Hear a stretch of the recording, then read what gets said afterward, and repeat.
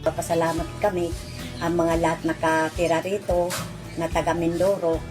Talaga pinapasalamatan ka namin na sana mga kapuspalad, marami pa talaga matulungan ka na dito sa tahanan na ginawa mo para sa mga may karamdaman.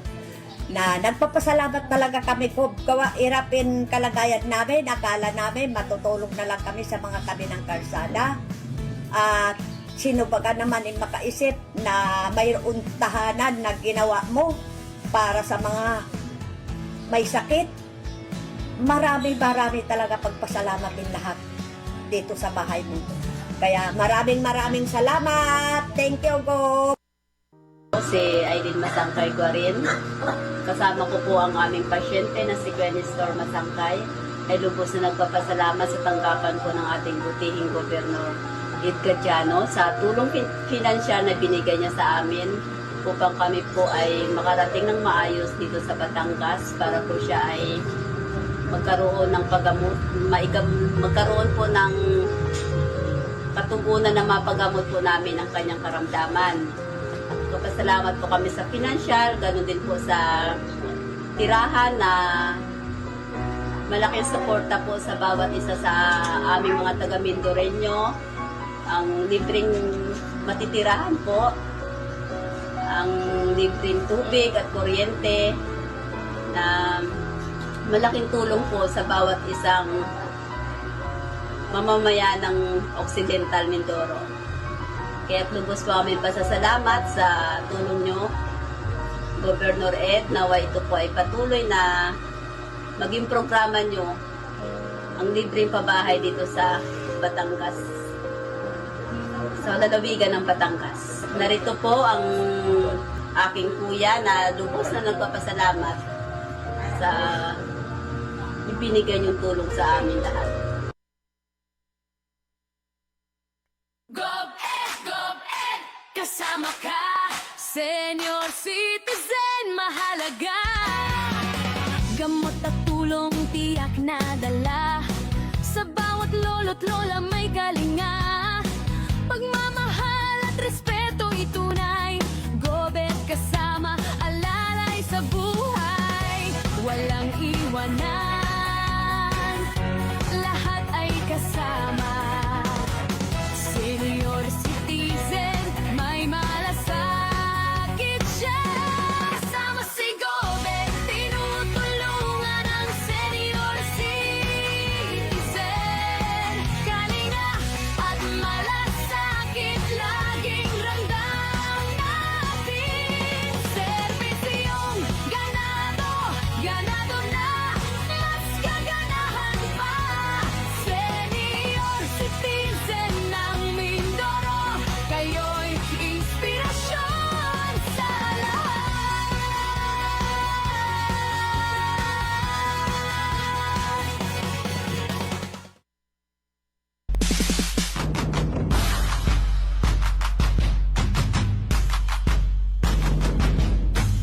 Servisyong Gadiano, Servisyong Gadiano, laging garantisado. La la la la la la la la la la. Servisyong Gadiano, la la la la la la la la. Dam dam lo. Ngayong araw naman po ay nasa Zone 4, Barangay Ibud po tayo dito sa bayan ng Sablayan at para inaugurate itong concreting na ipinagkaloob po ng ating probinsya at ito naman pong drainage canal na galing naman po sa SGLG incentive para sa barangay na mula din po sa probinsya sa pangunguna po ni Governor Ed Gadiano. Ang sabi po ng pamunuan dito ay tuwing tag-ulan, ito pong lugar na ito ay talagang binabaha. Malaki po ang nagiging pinsala sa mga crops at simula po nung nailagay na itong ating drainage canal ay naging maayos na po ang dalay ng tubig.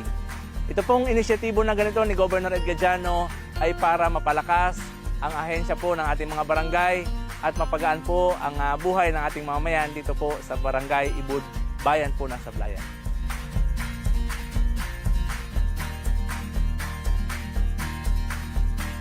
Ako po yung nagpapasalamat sa ating mahal na gobernador sa binigay niya na proyekto dito sa Zona 4. Ito po ay malaking tulong po sa mga magsasaka na dumadaan dito. Sa binigay po namin na 2 milyon na access road at saka yung atin pong irrigation canal ay malaking tulong po sa amin. Kaya maraming po salamat mahal na gobernador at sana'y may maulit pang muli.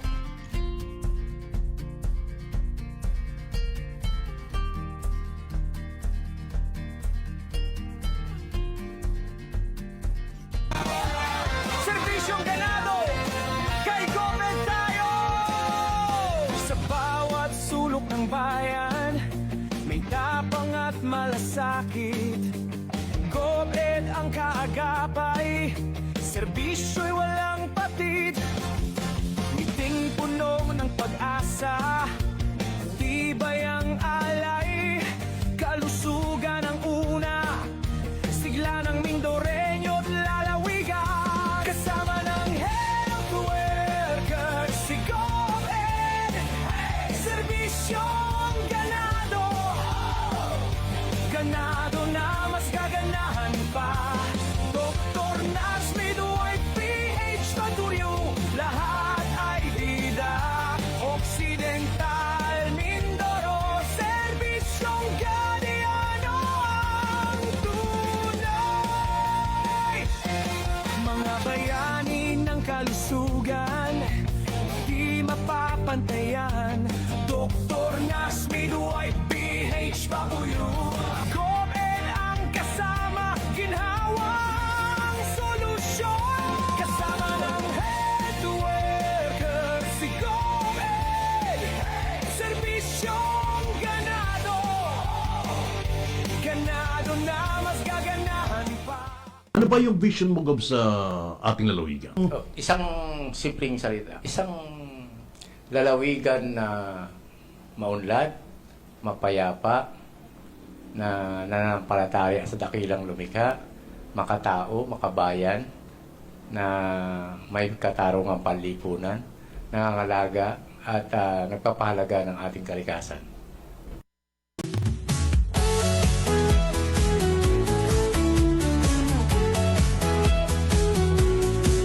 Serbisyo na nagbibigay ng pag-asa, pagtulong na walang hinihinging kapalit. Sa paglalakbay tayo na't sama-sama, tsinelas ni Gob at pag-asa ang hatid. Walang maiiwan sa iisang mithiin, ang bawat pangarap sabay-sabay na aabutin. Halina't sumama sa paglalakbay ng tsinelas ni Gob. Sama-sama sa iisang layunin, serbisyong ganado nais maiparating sa inyo. Ang tsinelas ni Gomez, tsinelas ni Gomez, bukas palad na pagtulong sa inyo'y ihahatid. Serbisyong ganado, ganado, kaganahan pa. Dahil sa inyong tiwala na ipinapadama, tsinelas ni Gomez ay isang tulay para sa mas makulay na buhay. Walang maiiwan sa iisang mithiin, ang bawat pangarap sabay-sabay na aabutin. Halina't sumama sa paglalakbay ng tsinelas ni Gomez. Sama-sama sa iisang layunin, serbisyong ganado nais maiparating sa inyo. Ang tsinelas ni Gomez, tsinelas ni Gomez, bukas palad na pagtulong sa inyo'y ihahatid. Ingat sumama sa paglalakbay ng tsinelas ni Gomez. Sama-sama sa iisang layunin, serbisyong ganado nais maiparating sa inyo. Ang tsinelas ni Gomez, tsinelas ni Gomez. Mula sa pamahalaang panlalawigan ng Occidental Mindoro, sumasa inyo ang programang magsisilbing daluyan ng mga impormasyon na dapat ninyong malaman. Ganadong Lalawigan! Ganadong Lalawigan! Ganadong Lalawigan! Programang maglalapit sa pamahalaan at mamamayan. Ganadong Lalawigan! Magbibigay ng napapanahon at mahalagang mga balita, paglilinaw sa mga kasalukuyang usapin, ganadong lalawigan, update sa mga programa at proyekto ng pamahalaang panlalawigan at pagsagot sa inyong mga katanungan mula Lunes hanggang Biyernes, alas 11 ng umaga hanggang alas 12 ng masarap na pananghalian. Ganadong lalawigan! Ganadong lalawigan! Hatid sa inyo ni Governor Eduardo Bigadjan. Ganado na! Mas gaganahan pa! Makakasama ninyo ang mga pinagkakatiwalaang lingkod bayan, Helen Pilaro de Guzman at Ferdinand. Ganadong lalawigan! Ganadong lalawigan! Ganadong lalawigan! Tayo na't magsama-sama sa lalawigang pinagpala. May pagkakaisa't damayan, ganado sa kaunlaran. Mga ngiti walang kapantay, sa bawat araw at buhay. Ganadong lalawigan, ganadong lalawigan. May pagkakaisa't damayan, ganado sa kaunlaran. Mga ngiti walang kapantay, sa bawat araw at buhay. Ganadong lalawigan, ganadong lalawigan, ganadong lalawigan.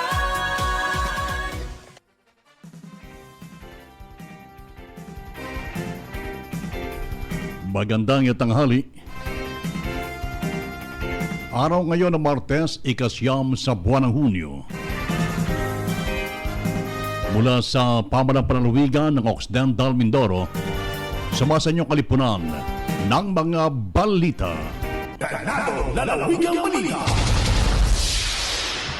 Magandang tanghali po. Narito ang ating mga balita mula pa rin sa pamahalaang panlalawigan ng Occidental Mindoro. Patuloy ang isinasagawang pagpapatambak at pagsasaayos ng mga kalsada sa Barangay San Agustin sa bayan ng San Jose para mabawasan ang hirap na nararanasan ng mga residente ngayong tag-ulan. Sa panayam ng programang Ganadong Lalawigan, sinabi ni Punong Barangay Jerry Peradilla na karaniwan ang nasisira ang mga kalsadang hindi pa sementado kapag tuloy-tuloy ang pag-ulan. Ito ang dahilan upang maging mahirap ang pagbiyahe ng mga mamamayan, lalo na sa mga mag-aaral. At dahil dito, agad na nakipag-ugnayan ang pamunuan ng barangay sa tanggapan ni Governor Eduardo Gadiano upang makahiram ng mga kagamitang kailangan sa pagsasaayos ng mga kalsada. Nagpasalamat naman si Peradilla sa mabilis na pagtugon ng gobernador matapos ang magpadala ito ng isang payloader, isang grader at 2 dump truck. Sa kasalukuyan, inuuna ng barangay ang mga lugar na itinuturing na kritikal, kabilang na dito ang bahagi ng Kuranta. Ayon sa punong barangay, limitado pa rin ang pondo ng barangay para sa krudo ng mga ginagamit na kagamitan, kaya't kinakailangang unahin niya ang mga lugar na higit pang nangangailangan ng agarang pagkukumpuni. Humingi rin siya ng pangunawa sa mga residente na kung sakali hindi agad maisama ang ibang bahagi ng barangay sa kasalukuyang regraveling at pagsasaayos sa mga kalsada. Anya, kapag naubos ang inilaan nilang pondo para sa fuel, pansamantalang hihinto ang operasyon habang naghahanap ng karagdagang mapagkukunan ng pondo upang may pagpatuloy ang nasabing proyekto.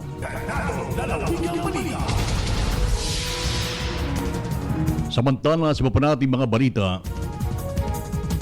personal naman nagsagawa kamakailan ng inspeksyon at pagsusuri ang binuong MMT o Multi-Partite Monitoring Team kaugnay ng reklamo ni Hain na ilang residente ng JTV Village sa Barangay Central laban sa operasyon ng isang asphalt making plant sa lugar. Ang MMT o ang Multi-Partite Monitoring Team na binuo sa inisyatiba ni Governor Ed Gadiano ay nagtipon muna sa PGO San Jose Sub-Office para sa isang pagpupulong bago nagawa ang aktual na pagbisita sa naturang planta. Dumalo rito mga kinatawan mula sa iba't ibang tanggapan ng pamahalaan. Kabilang na ang ENRO, PHO, PPDO, PLO, DPWH, DNR, Senro, EMB, LGU San Jose, Engineering Office, mga kinatawa ng NGO at CSO, mga opisyal ng Barangay Central, mga residente at kinatawa ng Supreme Legacy Construction Incorporated. Sa pagpupulong inilahad ng mga residente ang kanilang mga hinaing kaugnay ng usok at aligabok na umunay nagbumula sa planta, mabahong amoy, ingay mula sa operasyon ito at posibleng epekto sa kalusugan at kaligtasan ng mga nakatira sa paligid. Tinalakay rin ang pagsunod ng kumpanya sa nakdang oras ng operasyon. Kasabay nito, sinuri ng mga miyembro ng MMT ang mga permit at iba pang dokumentong kinakailangan sa operasyon ng planta, kabilang Environmental Compliance Certificate, Business Permit, Barangay Clearance, Zoning Clearance, Building at Electrical Permits at iba pang kaugnay na requirements. Matapos ang pagpupulong, nagtungo ang grupo sa mismong planta upang obserbahan ang operasyon ito at magsagawa ng aktual na pagsusuri. Nagkaroon din ng pagbisita sa mga kalapit na kabahayan kung saan nakipag-usap ang mga miyembro ng MMT sa mga residente upang makuha ang kanilang saloobin at karanasan kaugnay ng operasyon ng naturang pasilidad. Inaasahang muli magpupulong ang MMT sa mga susunod na araw upang talakayin ang resulta ng kanilang nagawa pagsusuri at bumuo ng mga rekomendasyon na maaaring magsilbing solusyon sa mga isyong inilahad ng mga residente at ang pamunuan ng kumpanya. Nauna nang nakipagpulong si Governor Ed sa mga residente na nag-aay ng reklamo upang personal na pakinggan ang kanilang mga hinaing at yaking mabibigyan ito ng kaukulang aksyon.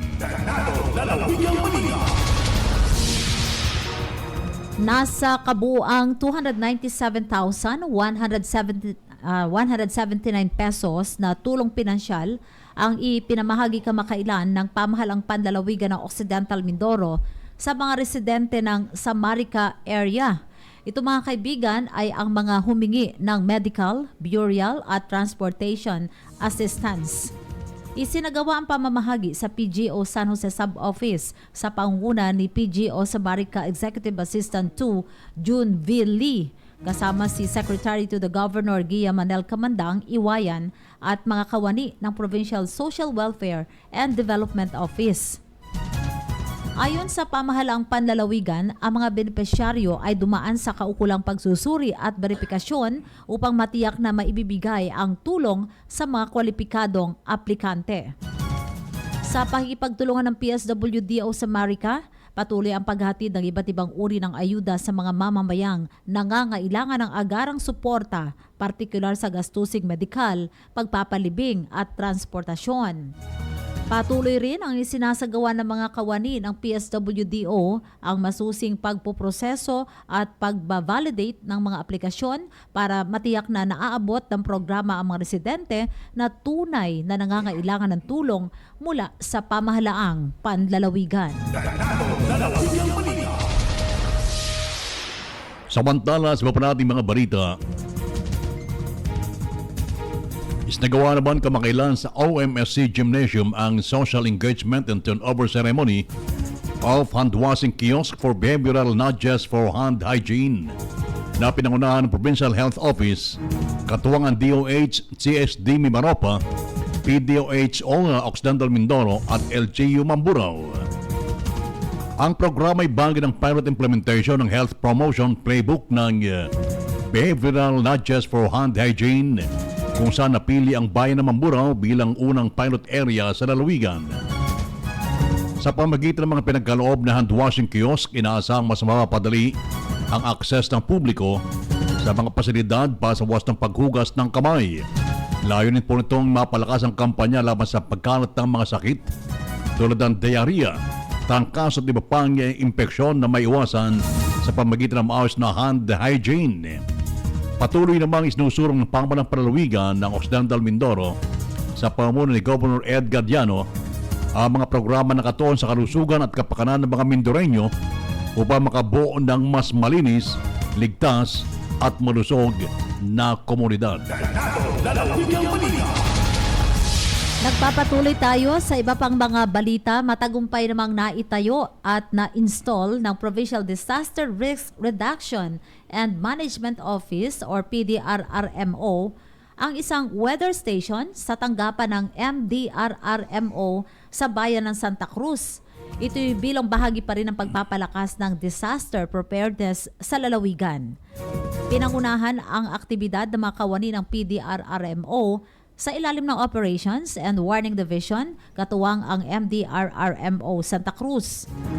Layunin ng proyektong ito na mapabuti ang pagsusubaybay sa lagay ng panahon at mapalakas ang kakayahan ng lokal na pamahalaan sa pagbibigay ng maagap at tumpak na impormasyon sa publiko. Ayon sa PDRRMO, makatutulong ang weather station sa mas mabilis sa pagkuha ng lokal na datos ng panahon na mahalaga sa maagang babala, paghahanda at pagtugon sa mga kalamidad.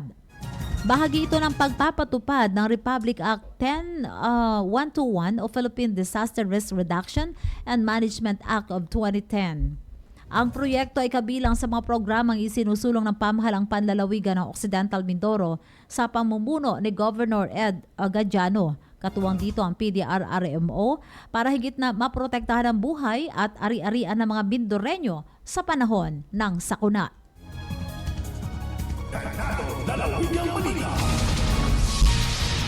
Dumako po tayo sa ating panghuling balita mula naman sa bayan ng Abra de Ilog.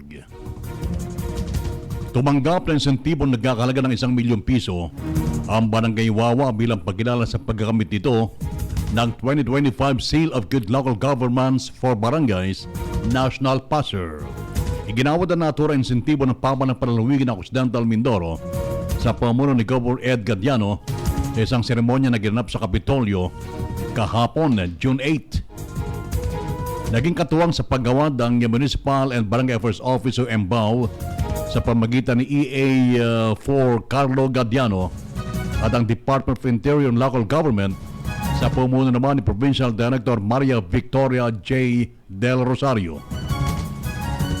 Ayon sa pamuno ng barangay, gagamitin ang natanggap na pondo para sa pagbili ng rescue vehicle na magsisilbi sa mga residente ng Barangay Wawa. Inaasam makatutulong ito sa pagpapalakas ng kakayahan ng barangay sa pagtugon sa mga sakuna at iba pang emerhensiya. Ang pagkilala ay bahagi ng patuloy na pagsisikap ng pamahalang panlalawigan na hikayatin ng mga barangay na isulong ang mahusay, epesyente at tapat na pamahala para sa kapakanan ng kanilang mga nasasakupan.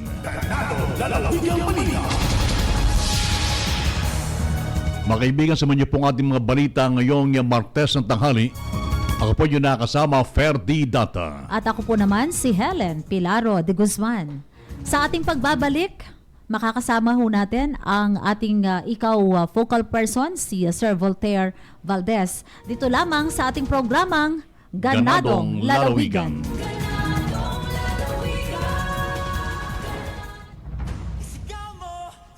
Kasing init ng araw ang pagmamahal mo sa lalawigan.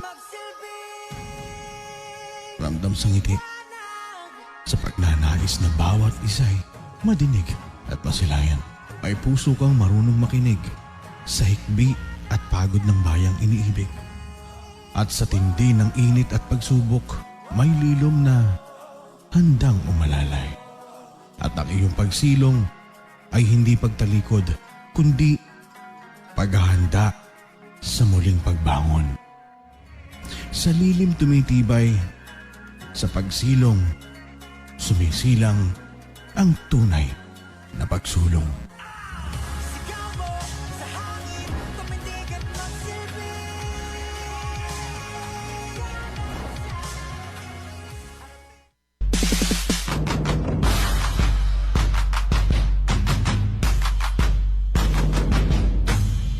Servisyong Gadiano, Servisyong Gadiano, laging garantisado. La la la la la la la la la. Servisyong Gadiano, la la la la la la la. Tambang loko.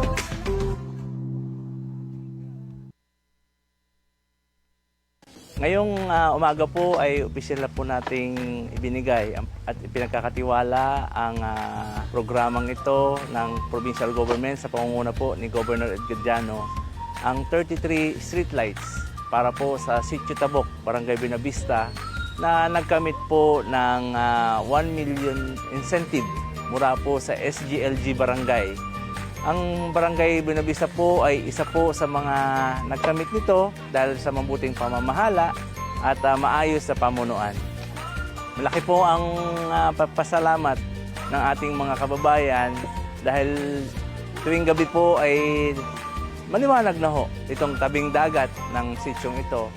Madalas po kasi noong wala pa mga solar street lights na to ay nagkakawalaan ng mga makina ng bangka, nakukuhanan ng gasolina yung kanilang mga lagayan ng gasolina. Sa ngayon po ay mas secured na at mas nakikita na ang dalampasigan ng Sitio Tabok. Ang ganitong mga inisyatibo ng ating lalawigan sa pangunguna ni Governor Ed Gadiano ay ang pagpapalakas sa mga hanay ng ating mga barangay o barangay empowerment. Kaya maraming salamat po sa inisyatibo ni Governor Ed at ng ating mga kasamahan.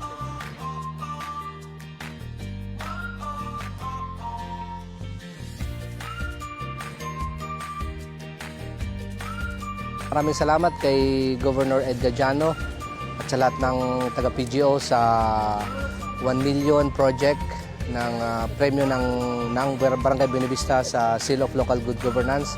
Malaking tulong po ito, lalong higit dito sa Sitio Tabok at lumiwanag ng aming sitio. Maraming salamat, Gov.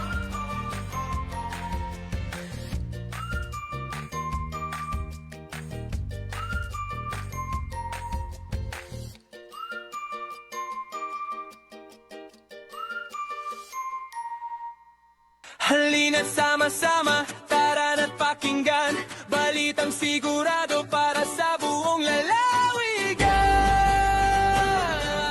Magandang tanghali. Kailangan kasi magpatuloy yung serbisyo ng gobyerno sa tao. Daluyan ng impormasyon, programa at proyekto ng pamahalaang panlalawigan, dito mo lang malalaman. Ganadong lalawigan, serbisyong ganado, ganado na mas gaganahan pa. Backbone ng economy natin ay agriculture at saka turismo. Boses ng Mindoreño, kasama sina Verde at Eleng, ganadong lalawigan, serbisyong ganado, ganado. Kami po ay nagpapasalamat sa inyo, si Governor Gadiano po. Serbisyong ganado, ganado na, mas gaganahan pa.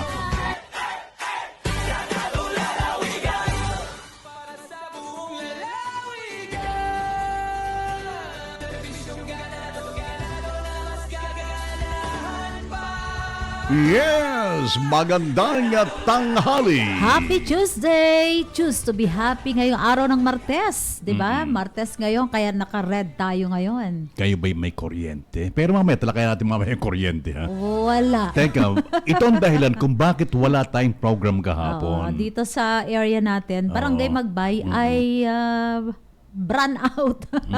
Sa galit tong iba, brand out na ang tawag. Alam mo, doon sa amin sa America, Helen, walang brown out. Nandun ay black out. Kasi pagka walang kuryente, kulay black talaga yan. Wala namang brown eh. As in. Kaya saan ang galing yung word na brown out? Dapat black out.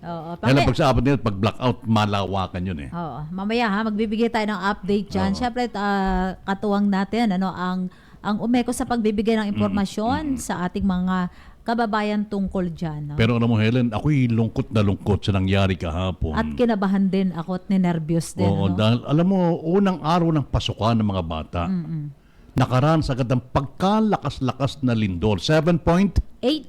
Oo. Dito sa ating magnitude 7.8 na lindol sa Jan Santos City, sa Sarangani. Na kung saan ito'y naramdaman sa kabuuan ng Kamindanawan. Ang lakas niyan. Pagka dito halimbawa, uuga halimbawa sa atin dito minsan, 2.83. Pero yung 7.8 ay talagang malakas. Oo, malakas Alam mo, yun. unang araw ng pasukan, may mga bata pa nga na ayaw magpaiwan sa magulang, nag-iiyak dahil iiwanan ng nanay o tatay o kung sino man, ay nilindol pa. Anong mangyayari sa bata ngayon? Trauma, no? Trauma Trauma. sa mga bata. Oo. Pero yun nga, hindi biro yung lakas na yan. 7.8 yung naitalang lindol sa Jensan na ang sentro nga sabi mo ay nasa dagat malapit sa Sarangani at humigit kumulang sa 13 kilometers sa timog kanluran ng Jensan, General Santos City, lugar ni Manny Pacquiao. Ano? Kaya dito nagbabala rin yung ang FIWOX na baka magkaroon ng tsunami. Or Nagpalabas ng nagbabal ng warning. aftershocks din, Oo, ano? Aftershocks talagang nagkaroon talaga. Pero talagang nakita mo no, nagdulot talaga ng pagbagsak ng mga ilang gusali, no? Kita mo trending yung pagbagsak ng Jollibee building, 'di ba? Tsaka yung pagkasira, SM. yung pagkasira din ng mga infrastruktura doon. Yung mga eskwelahan. Pagkawala lang kuryente, no? Ang kinabiliban ko dyan, Helen, ay yung mga teachers ng mga bata Oo. na sa kabila ng umuugoy-ugoy na ganyan, abay hindi nakalimutan na Ang kanilang tungkulin. ang tungkulin bilang Oo. teacher, bilang magulang. Oo. Ano? Pinalibutan nila, no? Pinalibutan. Oo. Halimbawa, ikaw, Helen, yung anak mo nandun, anong mafe-feel mo? Anong mararamdaman mo? Anong gagawin mo? Pagka alam mong lumindol lang malakas at yung anak mo yung nasa school, anong gagawin mo? Siyempre, matataranta ka at ninervyusan ka no, sa mga pagkakataon na Habang ganyan. lumilindol, tatakbo ka papunta sa eskwelahan. Siyempre, dapat hindi, di ba? Lagi ipinapalaala yan ng ating PDRRM. Minsan, nakapanayam natin sila dito. At yan yung malimit na itinuturo, binabahagi sa mga eskwelahan. So, parang nakita naman natin, yung pagka-presence of mind ng lalo na mga teachers, no, sa mga ganong panahon na, diba, lagi sinasabi pag nagkaroon ng lindol, talagang dapat wag tayo magpanik. Pero minsan, syempre, di mo mapigilin yung sarili mo, magpapanik ka talaga eh. Pero nakita din natin, siguro dulot na rin yan ng kahandaan, yung pagbibigay ng mga ganitong mga informations. Ano ang dapat gawin kapag nagkaroon ng lindol. Alam mo, itong 7.8 na earthquake na ito dyan sa Sarangani kahapon umaga, nag-iwan ng 35 people, at least 35 people na namatay. So may nasawi, no? Nasawi. May mga nasaktan. Tapos may nawawalang 12 at kasama na yung mga injured at mahigit 200 buildings at nag-collapse at nagkaroon din ng landslide sa iba't ibang area dyan sa Kamindanawan. So pa lang, kahapon lang po nangyari yan dito, 7:37 no? umaga. So hanggang ngayon nagpapatuloy pa rin yung kanilang pagsunson sa mga nawawala, pagtuntun sa mga nawawala, at yun ang nakakalungkot talaga, meron pong nasawi, no, sa na yan, sa lindol na yan. Kaya maraming bansa ang nangako na magbibigay ng tulong kaugnay mga napinsala na mga naapektuhang mga kababayan natin dyan sa naturang lugar na yan. Ito kasi talaga lindol, hindi ho natin alam kung kailan dadating ito, no? Hindi katulad ng bagyo, merong forecast, di ba? Pero ang magandang ginagawa lang talaga natin ay yung patuloy na pagbibigay ng mga impormasyon, kung ano ang mga dapat gawin habang at saka yung pagkatapos. So ngayon, malamang Tsaka, wala hong pasok na yung mga bata na yes, yun. of course. So, at sana, ang magagawa natin dito sa ating lawigan, lagi tayong manalangin na sana huwag mangyayari sa atin yung ganyan mga kalamidad, yung mga force majeure na ganyan na hindi kayang kontrolin. At natalo nga yung nangyaring kalamidad din sa Senado. Nanonood daw kahapon sa Senado. Biglang silang hindi na trending ngayon. Oo. Oo.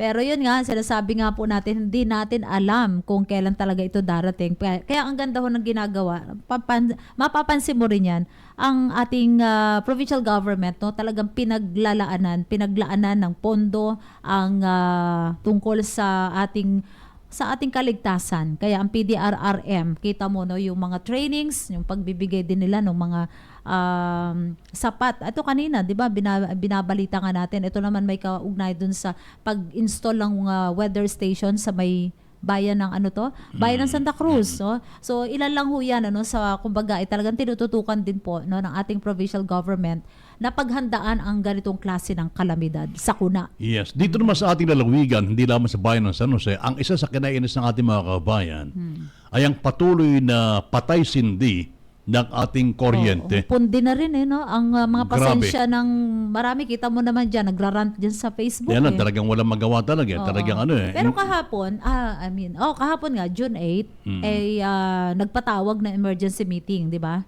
Ang Umeco BOD, pinatawag ang OMCPC, ano pa ba yung mga pinatawag para lang maglatag ng timeline. Yes, nandyan Kailan ang yan? NEA. Nandyan. National Electric- Electrification Act. Ngayon Administration. tinanong ng Umecong OMCPC, ano na ba ang sitwasyon ng kuryente sa buong lalawigan? At dito hininga ng Umeco ng malinaw na paliwanag ang OMCPC, Helen, tungkol sa kalagayan ng kanilang nasirang transformer. Yan kasi yung dahilan di ba? Kaya tayo ay nawawala ng kuryente dahil nasira ang transformer. Yan, oo. At bakit patuloy na karanas ng kakulangan sa supply ng kuryente ang Sablayan at MAP sa area? Hindi lamang sila, kundi San Jose. San Jose, buong Oo, lalawigan. sa Marica. Oo. At dito sumagot ang sumagot dito ang sabi nga ng Umeco, ang Board of Directors sa Umeco, na ang OMCPC ay dapat maglatag ng tiyak na petsa, Oo. yung date Kailan? para sa Ganon. pagkukumpuni ng transformer, kung kailan maibibigay itong tatawag na contracted capacity para sa buong lalawigan. Base po doon sa pinirmahan nila na PSA o yung Power Supply Agreement ng dalawang panig, Umeco and OMCPC. So, Ito, Helen, ano naging sagot ng OMCPC dyan? Aba, ito yung nagbigay ng target schedule ng OMCPC. Okay. Ito pakinggan nyo. Ngayon ay June 9, ha? June 9. Sa June 15, Okay, kailan Monday. yun? Monday. Sa Monday. Magkakaroon po ng testing at commissioning ng 25 MVA power transformer. So, dapat ay kapag yan ay tinesting na, umaandar na yan. Hindi pa natin, alam Testing pa lang ito. testing Ilalagay, ito. oo. Pero at least, testingin na yung kinumpuni, yung inayos na transformer. No, sa sunod naman, July 8. Oo. Matagal-tagal. Pagsunod ito ng OMCPC sa Sablayan sa contracted capacity na 5 megawatt. At sa July 15, pagsunod po naman ng OMCPC, map sa area, dito po sa contracted capacity na 8 megawatt. Dito po iginiit ng Umeco sa pamagitan po ng BOD sa OMCPC na matapos yung pong tinakdang petsang ito. Halimbawa, natapos na yung petsang ibinigay, hindi na dapat magkaroon ng kakulangan sa supply ng kuryente ang Sablayan at MAP sa area. Siguro maging kasama yung sa Marica. Inobliga na, no? Inobliga Oo. na. At inaasang mabibigay na ng OMCPC ang kanilang buong obligasyon base sa pinirmahang kontrata. Oo. Yan na. Pero patuloy pa rin binomonitor ng Umeco yan, yung mga hakbang na sinasagawa ng OMCPC. At naasahan din na talagang matutupad yung mga pinangakong target dates na yan. No? Oo. So, nakasalalay dito yung mga ganap. Yung pagbabalik, yung ganap na pagbabalik ng normal na daloy ng kuryente para sa lahat ng mga member consumer naman natin or owners ng ating Umeco. Yes, sabi nga ng Umeco, sila yung nanatiling nakatutok sa pagbibigay ng tapat at transparent na impormasyon sa publiko. Tama naman. Kikita Oo. naman natin. Very transparent. Talagang updated sa mga information. Habang patuloy na hinahanap ang mga solusyon upang makabalik sa normal o maibalik sa normal yung operasyon ng supply ng kuryente. So, in fairness, nakikita ho natin, siyempre kasi ang paggalit, ang pagbuhos ng galit ay lagi nakabuhos sa Umeco, pero nakikita naman ho natin na ang main character dito sa pagsusupply o problema natin dito sa mga ito ay talagang hindi direktang ang Umeco lamang po.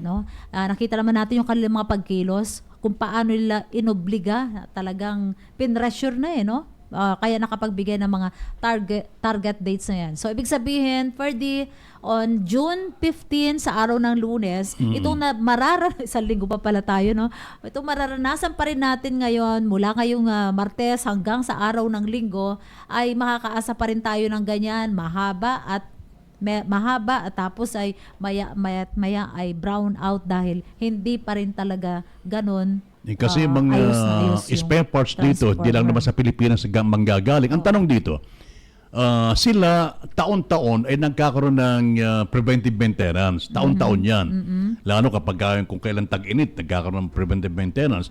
Pa sa kanilang preventive maintenance, hindi ba nila nakikita Na ito ang isa sa mga dapat pinaghahandaan. Yes, na ito yung masisira itong ganito. Siyempre kapag may maintenance yan, preventive maintenance, kaya may sira yan o wala, dapat ay natitingnan, nakikita. Para kung sakali na, ito, masisira na ito, nakaredy na agad na kung ano kanilang gawin in case na dumating yung pagkakataon na masira yung ganyang mga equipment nila.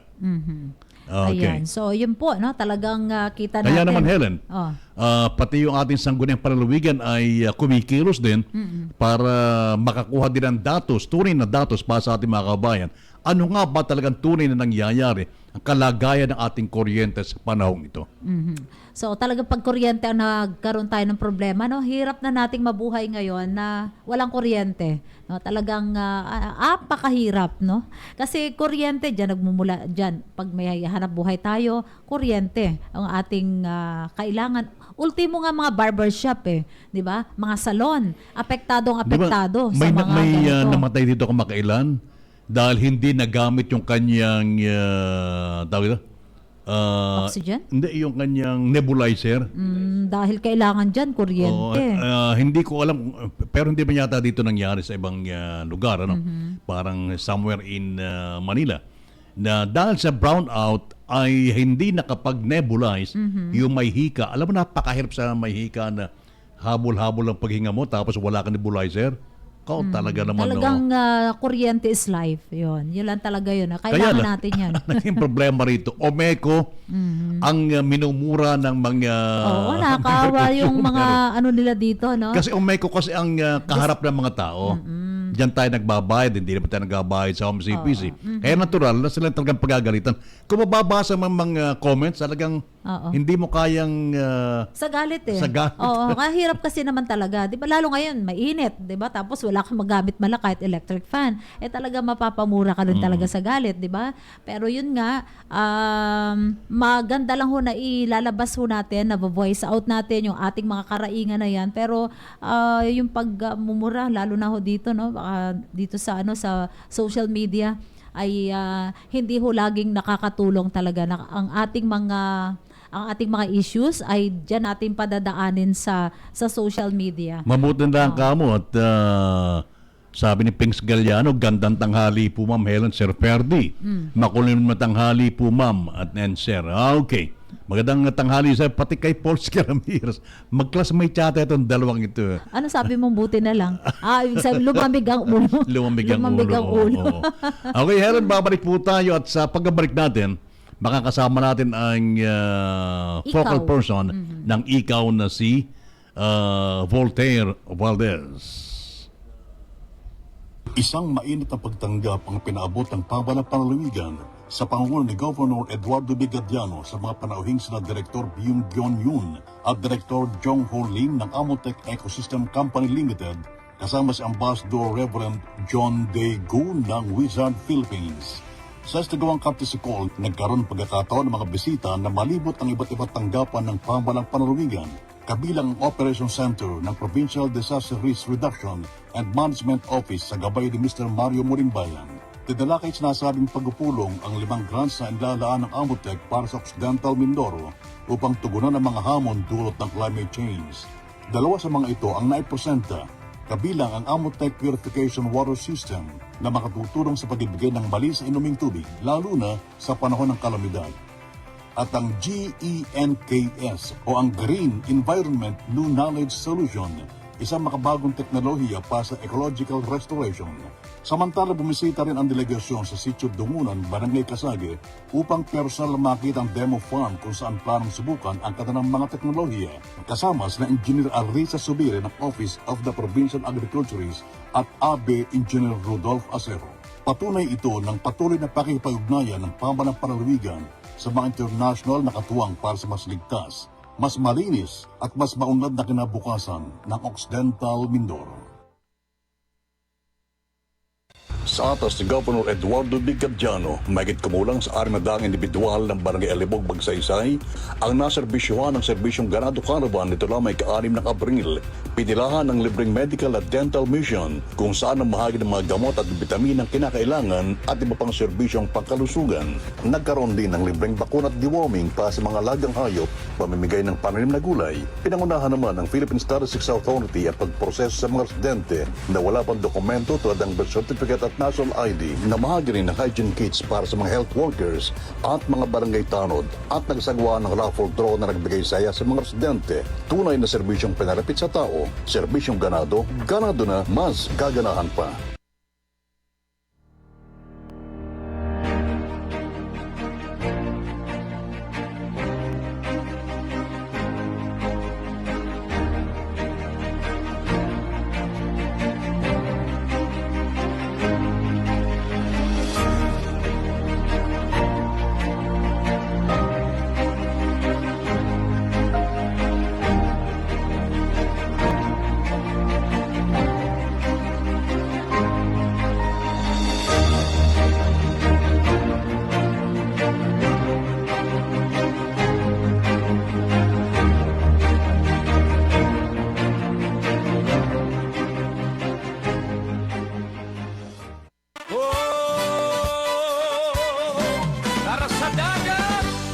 Tara sa dagat kasama ang leader natin.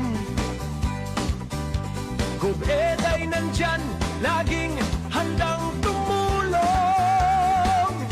Serbisyong ganado, ganado na, mas gaganahan pa.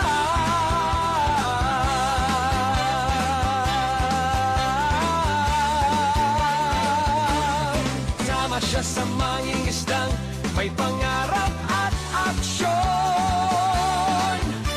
Alon man ay humahampas, bangka man ay sumasayaw. Tulong ni Gub-ed sa amin ay di kumukupas. Kasama si Gub-ed, tumutulong sa bawat mangingisda. Serbisyong ganado, ganado na, mas gaganahan pa. Kasama si Gub-ed, bawat araw may pag-asa.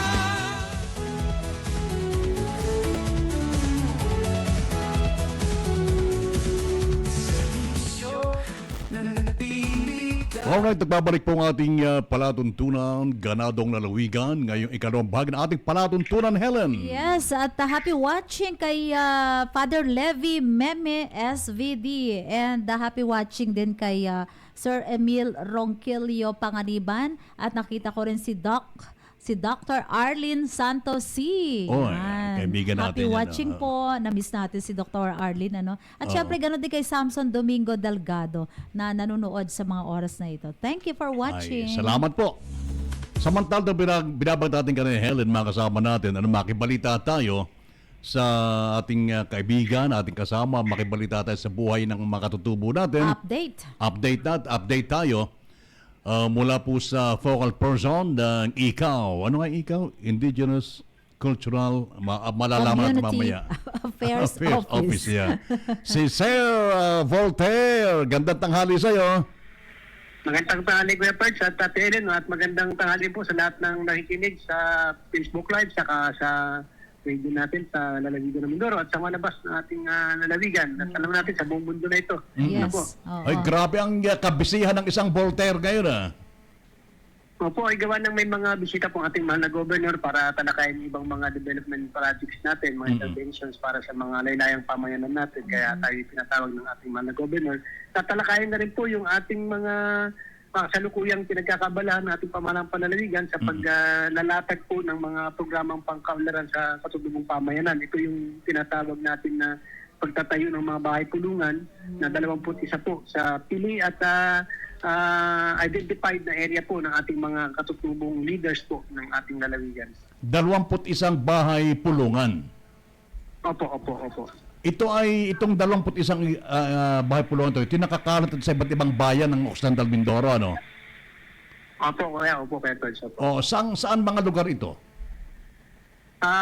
Mayroon po tayong 5 sa bayan ng Paluan, 4 sa Abrabilog, 2 sa Sablayan, 2 sa Santa Cruz, 3 sa Magsaysay, 1 sa San Jose at 1 sa Kalintan at 1 po sa bayan ng Rizal.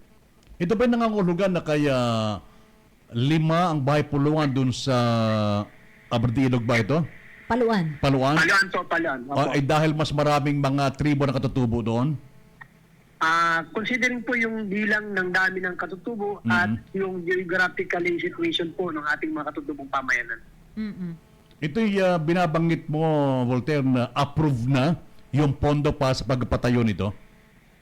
Opo, ay ngayon nga po kaharap po si Ma'am Malo, si Ma'am Isabel Tran, saka si Sir Mario Manimbayan para i-discuss po yung mga project site, ano yung condition ng site, ang kailangan para yung mga logistical support katulad ng mga generator o mga water system o water supply para sa pagtatayo kasi ito by administration po itong mode of implementation natin. Okay. Sino magbabalidate ng lugar kung saan itatayo itong bahay pulungan sa iba't ibang bayang nabanggit? Mayroon pong mga naitalaga o selected officials po ang bawat katutubong pamayanan at sila po yung nagtatakda at nagtutukoy ng mga lugar kung saan po ilalagay. Sila mismo ang nagsasabi kung saan tatayo, ano? Opo. Nakapalog po ito, Ate, at saka Kuya Puerto sa kanilang mga naisumiting mga kahilingan sa mga gobernador ng pagtatayo ng bahay pulungan. At hindi po ito inisyatiba ng sarili ng pamalang panlalawigan, bagkus ito po ay ayon po sa kahilingan ng mga pamayan ng katutubo, nag-response lang po tayo din sa kanilang mga request. Yun. Yung bahay pulungan ba na yan na 21 nakatakdang itayo sa iba't ibang mga tribo, no? Sa iba't ibang bayan dito sa Occidental Mindoro, pare-pareho ba ang disenyo niyan, Sir Voltaire? Magiging isa lang ba? Isang disenyo po ito. At nagkakahalaga po ang isa ng 856,650 bawat isa. So ano yung mga inaasahan nating makikita sa isang bahay pulungan? Yan ba ay talagang parang isang parang covered court o kasama na rin dyan may mga upuan? Papaano ba? Mayroon open po siya na mayroong isang palibot na upuan, mayroong CR, saka may isang maliit na opisina po. Oo, galing ha. Maliban dyan sa mga nabanggit mo na amenities na yan, mga upuan, mga CR, ano pa ang nakapaloob dyan sa bahay pulungan? Actually, Ate Kuya Perch, ito po ay yung magtatak ng sentrong ugnayan po ng mga pamayang katutubo sa pamanang panlalawigan. Para maging opisina siya ng extension service natin, ito yung grupong ito yung tutulong sa pagtutukoy ng mga problema, ng mga issues sa pamayanan, at sila rin po yung magre-recommenda kung ano yung mga pwedeng interventions na ibibigay po ng pamahalang panlalawigan. Ganon. Kailan nakatakdang simulan ito yung pagtatayo? Yeah, time frame. Oo. Actually po, sinisimulan na po namin yung mga pre-engineering activities. No? Nag-conduct na kami ng mga validation kung saan magtatap ng kuryente, saan ano yung mga walang generator, saan magsasource ng tubig. So, nasa pre-engineering activities na po kami at kanina po, pinapirma ko na kay Gov yung PR niya. Sabihin ay sinumiti ko na sa BAC para sa leading po ng mga materials. Kasi parang magtatag-ulan na kasi ngayon, ano? At tinitingnan lang natin practical bang ito'y nasisimulan na sa mga oras na ito or papaano ba? Magtatagal ba yan na mahigit 1 buwan ang paggagawa niyan o pagtatayo? Opo, magandang katanungan po yan. Ang mangyayari lang dyan, may mga suspension lang tayo na ibang lugar. Ang assessment namin as of this day ay isang sityo lang naman po yung may problema tayo, yung sityo Malutok sa bayan po ng Magsaysay sa barangay Cornaga. Kasi may kalayuan po yun sa Kabayanan at it takes 1.5 kilometers away from dun sa may access road. Medyo may hirap-hirap. Opo. Pero other than that po ay possible pa naman po ngayon at ang gagawin po kasi dito, naka-built-in na po yung mga materials. Pagdating doon, ikakabit na lang yan. Kaya madali po yung implementation nito. Oo. Dito sa San Jose, saang lugar itatayo rito yung bahay pulungan? Diyan po sa Barangay Montegnaro, sa Sitio Danlog po. Sitio Danlog, Montegnaro, sa bayan ng San Jose po. Nakikinikinita na natin yung kagalakan, yung excitement ng ating mga katutubo dahil Alam mo, gustong-gusto ng ating mga katutubo. Yung nag-iipon-ipon at naghuhuntahan at nagkukumustahan na nag-uusap para sa kanilang mga tribo, no? Kaya tingin natin, sila man ay gusto na lang matapos yan, no, Sir Voltaire. Alam na ba ng mga katutubo na approve na at ready to construct na yung kanilang bahay pulungan? Opo, at may mga kopya na po sila yan ng mga project schedule of implementation, kaya hinihintay na rin po talaga nila. Oo. Ano yung mga napapakinggan mong mga reaction ng mga leader nating mga katutubo dyan sa bahay pulungan na itatayo sa kanilang mga tribo? Halimbawa. Actually, opo, katulad kayo din, ito po yung isa sa talagang tinitingnan nila na pangunahing pangailangan nila sa panahon na sila ay nagpupulong at ibang mga gawain pang komunidad at pang tribong gawain. Yung mga, dahil may bahay pulungan na, nangangahulugan lamang ito na lahat ng tribo na pagtatayuan yan ay buo na yung mga opisyales ng bawat tribo. Opo, buo na po yan at para sa kaalaman po ng lahat ng ating mga kababayan ay sa sobrang pagmamahal ng ating mahal na gobernur ay yung ating mga selected nila officers niyan ay mayroon pong mga honorarium yan sa ating mahal na gobernur buwan-buwan at yun nga, sana kung hindi nyo ako natawagan kanina ay tatawag ko sa inyo at ipaalam sa inyo na by June 16, 17, and 18 ay mag-TP out po ulit tayo sa 195 po na ating mga leaders sa katutubong pamayanan. 195? Saan gaganapin ito? Sa June 16 po ng umaga ay sa Paluan. June 16 ng hapon ay sa Abradilog. Then the other day, June 17 ay sa Pag-asa Sablayan para sa bayan ng Santa Cruz sa ng Sablayan. At ang sumunod na araw po, Magstaff, pinag-isa po. Yan po sa PTM sa bayan po ng San Jose. Yun. Okay, so nangangahulugan lamang na monthly ay may tatanggapin na sila, ganun ba yun? Mayroon po bilang insentibo nila sa pagtugon din po sa hamon ng ating pamahalang panlalawigan na patuloy silang tumulong para sa paglalatag ng mga programang pangkaunlaran sa kanilang katutubong pamayanan. Binabati ko nga pala bago ko makalimutan, Sir Voltaire, ang tanggapan ng ikaw sapagkat dyan na hinog Helen sa ikaw, dyan nakakuha ng sapat na kaalaman na kung paano maglingkod sapagkat isa sa staff ng ikaw ngayon ay konsehal na ng bayan ng Magsaysay. Tama ba yun, Voltaire? Opo, ako ay tuwang-tuwa at ang ating mahal na gobernur kanina ay tuwang-tuwa habang kumakain kami na agaan, kinukulto ko. So nakatuwa na bahagi ng ating pamilya sa provincial government ay naging sangguniang bayan bilang kinatawan ng mga katutubo sa bayan po ng Magsaysay. Talaga? Kilala mo rin to, si Eddie Wagan. Si Eddie Wagan. Napakasipag niyan, at napakagaling na leader ng katutubo. Si Eddie Wagan ay matagal na naging staff ng ikaw, Voltaire? Opo, 6 months po siya naging katuwang natin.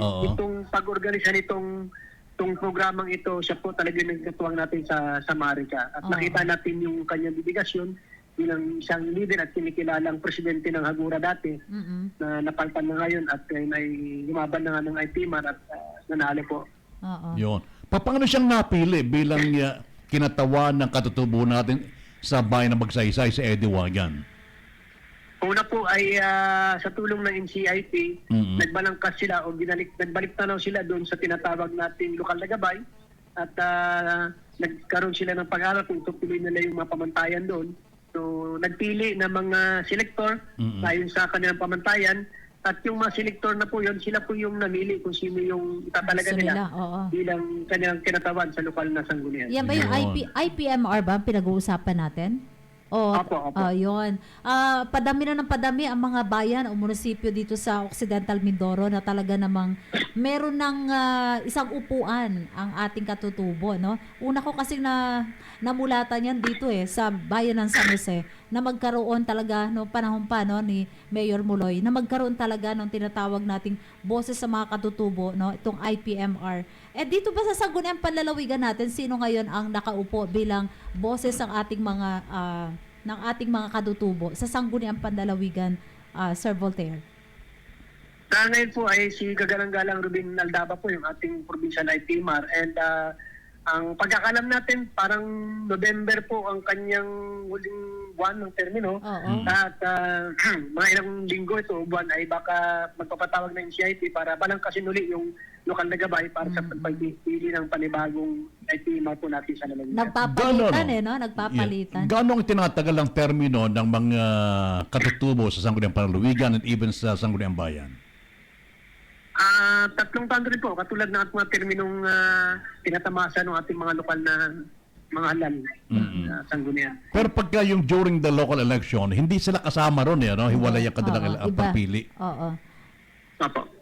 Kung di ako nagkakamali, ang kauna-unahang naupo bilang sangguniang panlalawigan, dyan sa sangguniang panlalawigan ay si Kagalangganang Juanito Lumawig, no? Parang siya yung kauna-unahan ko na malayo, kung di ako nagkakamali. So nakakatuwa talaga na talagang lumalakas, ano, talagang kabilang na kabilang at ramdam na ramdam yung sense of belongingness, no, sa lipunan ng ating mga katutubo. Ano yung gawain ni Eddie Wagan dyan sa tanggapan ng ikaw bago siya manungkulan na konsehal ng Magsaysay?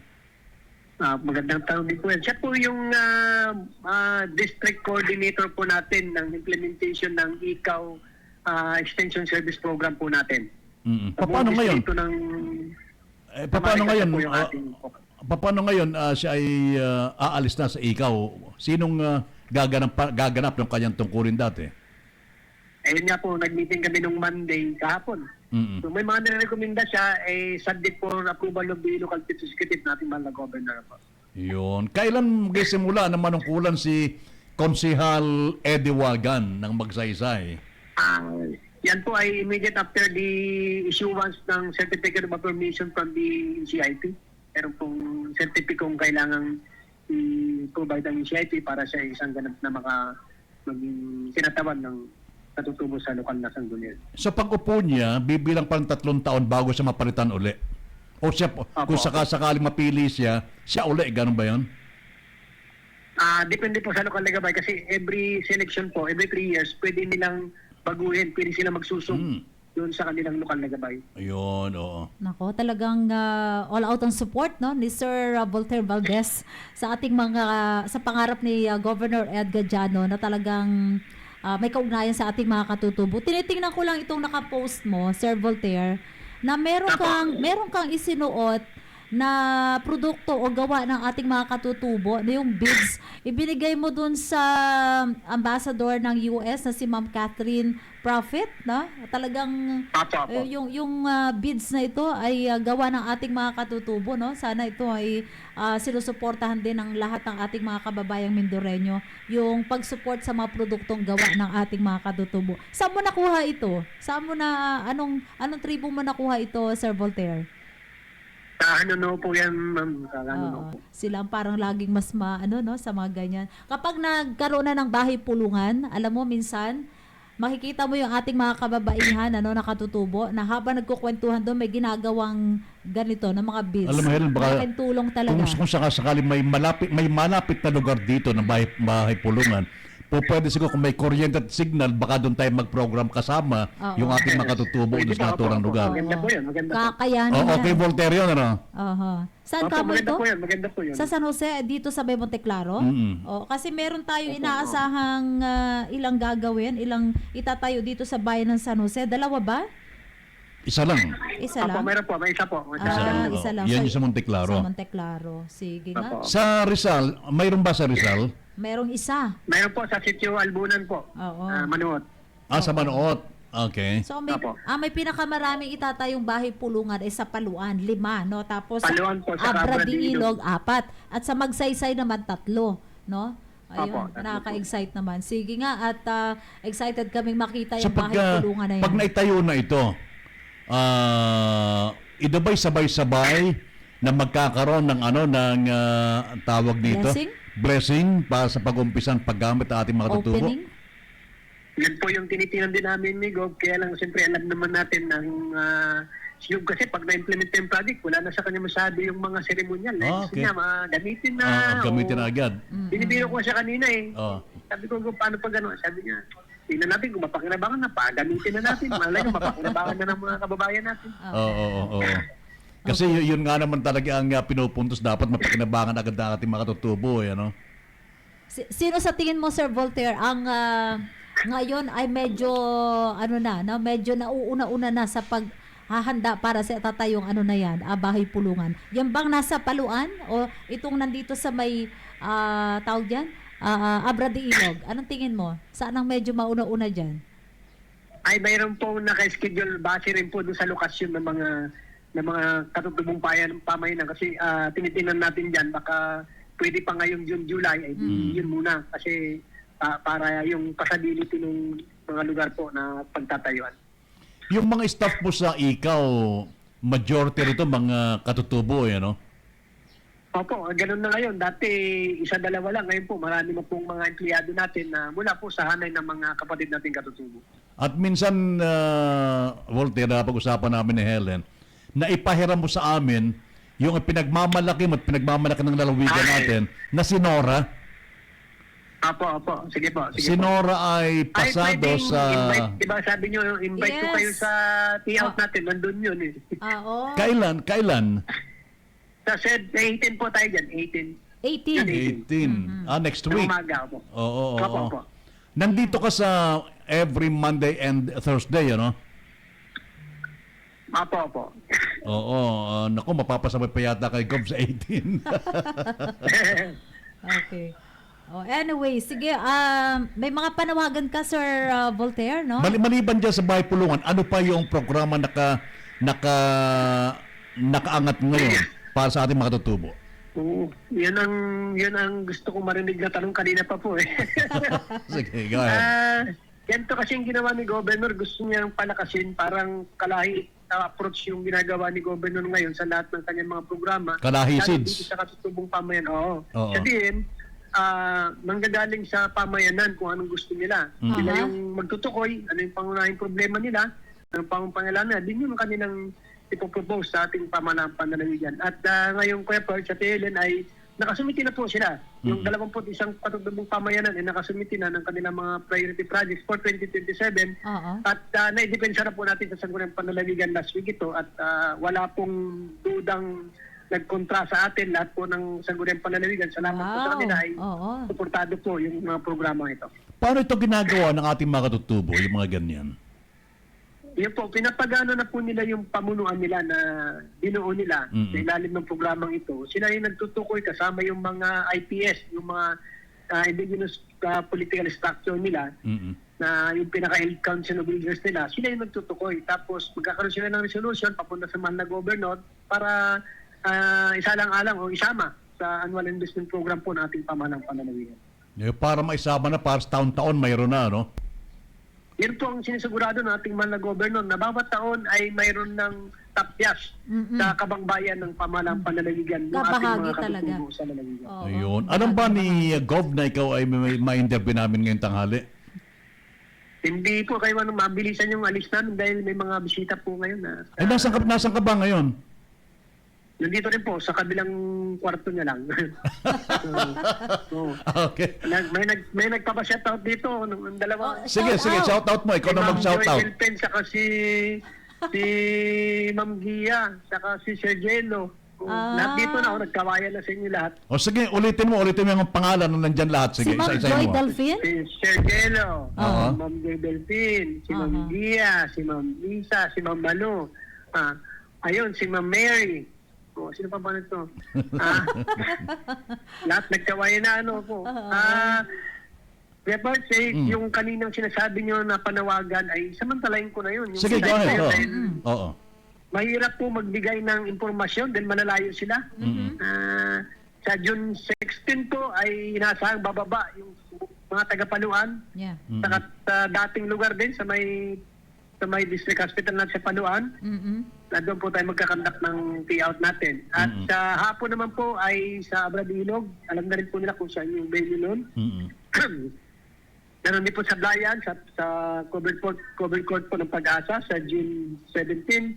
At yung Malpalon, ay Carintaan, Rizal, San Jose and Magsaysay po ay doon tayo sa dati, sa PTM, sa June 18 po ng taong kasalukuyan.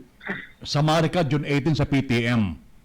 Opo. June Yun. 18. Ito ay unang pagkakataon tatanggap sila ng honorarium. Pangalawa na po to at pang-apat na buwan na nila. Oo. At inasa makatanggap ng 6,000 ang bawat isa sa kanila. May pambili na ng bugas. Oo nga naman. So 195 times 6,000? 195 silang lahat no? Katuwa Opo, naman. opo. 175 ang ngingiti sa araw ng 16, 17, and 18.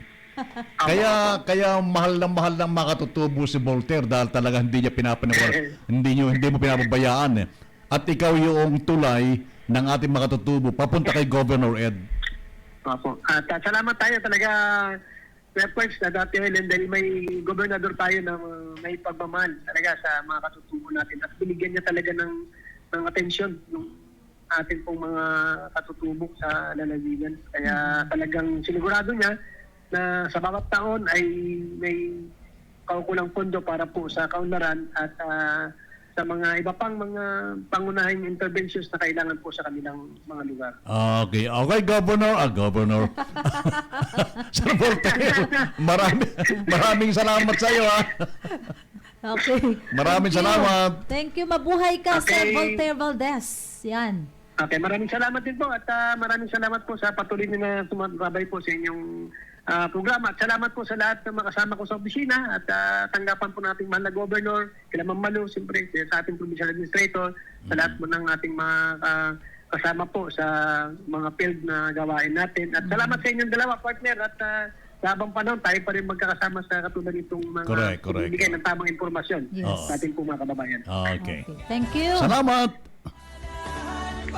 Alright, si Sir Voltaire Ibang Valdez. klase rin talagang sipag yan, ano? Ibang klase, oo. Tama lang talagang siya ang focal person ng ikaw. Alam mo, sa isa sa napakahirapan na opisina ay ang opisina ng ikaw. Dahil mas matagal pa na ikay nasa field sa lugar makatutubo kaysa sa opisina mong aircon. Kaya pala iba na kulay ni Sir Voltaire, no? Hindi, talagang ganyan ang kulay niyan. Ganun ba? Pero yan talaga ang gusto no ng ating provincial government, ang sa pamumuno po ni Governor Ed Gadiano, na ang ating po mga katutubong mangyan dito sa ating lalawigan ay talagang ganap na maging ano tawag diyan, yung sinasabi kong makapangyarihan ay yung totoong nakukuha nila ang kanilang mga karapatan, di ba? Ang maganda kay Gov. Ed Helen, alam niya kung sinong tamang tao doon sa posisyon na paglalagyan. At to halimbawa ni Voltaire, tamang-tamang pagkakalagay sa kanya, sa ikaw, na talagang nagagampanan niya ng ayos ang kanyang trabaho. Kakatuwa, 21 bahay pulungan ng ating mga katutubo ang nakatakdang maitayo na, no? Very soon dito ho sa ating ilan? 21 tribo din ano, sa Occidental Mindoro. At Helen, hinihintay din ng 195 ba? Oo, 195. O yung kanilang honorarium. Oo, sa June 17 hanggang 16, 17, 18. and 18. Naku, katuwa, no? Nakakatuwa talagang sila po ay maramdaman at makita natin, ano, nakabilang sa ating lipunan. Okay. Kaya pag marumarum. Yes. At saka ano pa ba? Wala daw alam May salita. pagsurip yan sa ating mga katutubo. Okay, mga paalam kaibigan, tayo. salamat po sa inyong ginawang pakikinig at pagsubaybay. Sa ngalan po ni Governor Eduardo Gadiano at syempre ng lahat po ng mga department heads ng ating provincial government of Occidental Mindoro. Kasama syempre natin dito, no, sa PIO team headed by Sir Jed Manuel ang ating mga kasamahan. Syempre pa dito kasama natin si Ernest Romualdo, FJ Obra, Robert Eugenio. Ako naman po ang inyong lingkod bayan, Helen Pilaro de Guzman. Magandang tanghali kay Lynn dyan sa Puerto Princesa City. She's watching right now. Samantala sa ngalan po naman ng PIO Online Radio at ng ating mga radio partners, ako po naman si Ferdy Data, nag-iwan po ng isang magandang hapon na. Maraming salamat sa ginawang pagsubaybay. At tulad ng dati, isigaw natin sa buong mundo na tapoy ganadong Mindoreño. Serbisyong ganado na, mas gaganahan pa. Magandang hapon na po. Halina't sama-sama, tara na't pakinggan, balitang sigurado para sa buong lalawigan. Magandang tanghali. Kailangan kasi magpatuloy yung serbisyo ng gobyerno sa tao.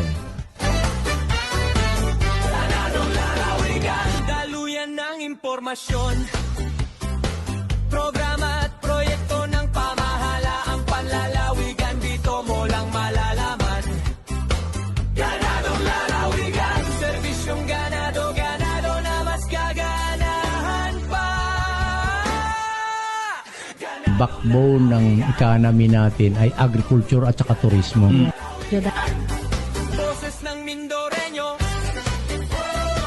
kasama sina Verde at Eleng, ganadong lalawigan, serbisyong ganado, ganado. Kami po ay nagpapasalamat sa inyo, si Governor Gadiano po. Serbisyong ganado, ganado na, mas gaganahan pa.